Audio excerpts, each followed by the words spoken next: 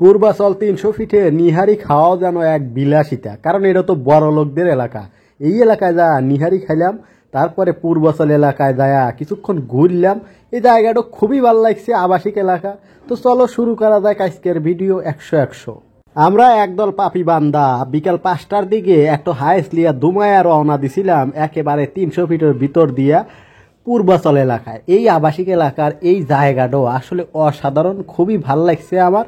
তোমরা যদি আসো এই জায়গাটাও তোমাদেরও খুব ভাল লাগবে। দেখো ড্রোনে এই জায়গাটা আসলেই খুবই সুন্দর লাগে। এই ব্রিজে এসে কিছুক্ষণ বসে থাকলেই তোমারও খুব ভালোই লাগবে। যাই হোক, আমরা এখানে বিকালটা কাটায়া সন্ধ্যা হওয়ার পরেই চলে গেলাম পূর্বাচল তাহের রেস্টুরেন্টে। এখানে যাওয়ার পরে জায়গাটা দেখতে খুবই ভালো লাগতেছিল, অনেক ভিড় আসিল।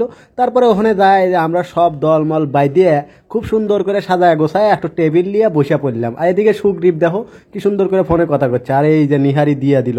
যায়া বসার পরই নিহারি দিয়া দিল, এরপরে কিছু সালাদও দিল। এই যে সুগ্রীব শুধু খাচ্ছে হলো হাঁসের মাংস, আর বাকি সবাই হচ্ছে নিহারি। তাহের রেস্টুরেন্টে বসার সাথে সাথে নিহারি দেওয়ার পর খুব ভালোই লাগতেছিল। কিন্তু তাহের রেস্টুরেন্টের সমস্যা একটাই, যারা নিহারি দিয়া রুটি দেওয়ার আর খবর নেই, হারায় গেছে। কোন দিকে হারায় গেছে আর বলা সম্ভব, আধা ঘন্টা হয়ে গেছে অলরেডি, কিছু করার নেই। আসলে আমি যেখানেই যাই নিহারি খাইবার লেগে সেই জায়গায় এইরকম কাহিনী ঘটে। তারপরেও আসলে কিছু করার নাই, মানুষের অনেক ভিড়, তাই এখানে এইরকম অবস্থা।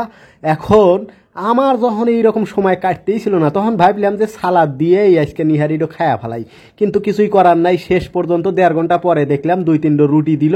এই রুটি দেওয়ার পরে এখন কি করার, রুটি দিয়ে নিহারি খাওয়া লাগবে। খাওয়ার সময় দেখি নিহারি ঠান্ডা হয়ে গেছে। বাবা যায় এই জিনিসটা তো আসলে মানা যায় না। তারপরেও এই যে একটা দাঁত কেলায় হাসি দিলাম, কারণ নিহারি তো খাইবার লেগে আসি। অবশ্য নিহারি কিন্তু অনেক স্বাদও ছিল, এটাও আসলে বলাই লাগে।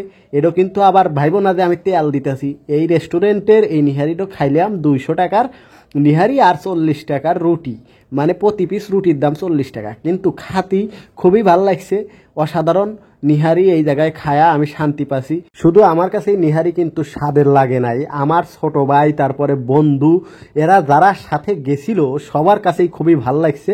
তারা বলছে যে ১০০ হয়েছে। শুধু সুগ্রীব খাইছে হাঁসের মাংস, সে বলছে যে ১০০। নিজের ভিতরে একটু ভালোই লাগতেছে, আর একটু বড় লোক ফিল হইতেছে, কারণ আমি বড় লোকদের এলাকায় এসে খাওয়া দাওয়া করছি।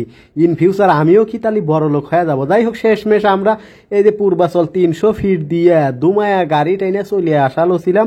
এই পূর্বাচল ৩০০ ফিটে আমি যতবারই ঘুরবার লাগিয়ে আসি ততবারই ভাল লাগছে। রাতের বেলায় আসি, দিনের বেলায় আসি, সব সময়ই আসি। আমার কাছে এটা স্মরণীয় হয়ে থাকবি। তো ভাগিনারা, তোমরা ভালো থেকো, আমি আজকের মতো যাই। আল্লাহ হাফেজ।